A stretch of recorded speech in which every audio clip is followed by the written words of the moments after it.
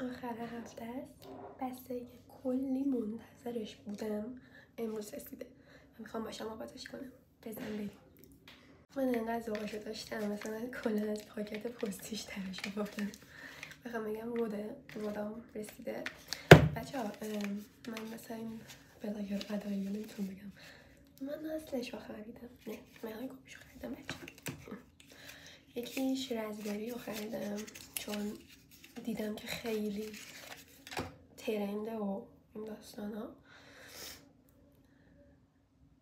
اوه چه رنگی داره، خیلی خوشگله.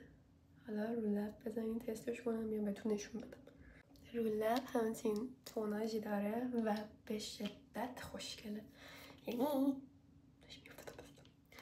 یعنی اگه این رنگ رو دوست دارین واسه خودتون به نظرم بگیرین. واقعا خیلی رو لب درست شد. از اونجایی که واسه پاییزم به نظرم خیلی مناسبه این رنگ. بعدی که سفارش دادم رژگونه‌شه، رژگونه اسلیپی گرل، دختر خوابالو.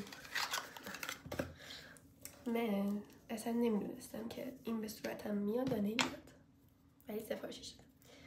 وایستا الان رژگونه خوب دارم، بد نمیشه.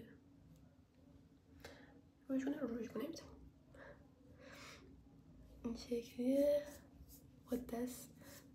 من چون فقیرم ندارم انگار، با دست فکر میکنم. فرقی نکردم، شاید چون رژگونه است. ولی خوشگلم. سراغ بعدی این رنگش جزو رنگای خوشگلش واسه تابستون، خیلی جیغه. ببینش. حالا دوباره باید اینو پاک کنم. اینه. من چه فرقاشو نمیفهمم.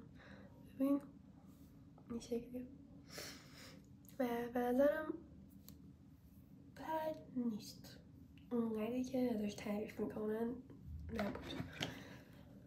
ولی در کل محصولات رودو شما باشین اصلشو میخرین یا فیکشو میخرین، حتما تو کامنت ها بهم بگین.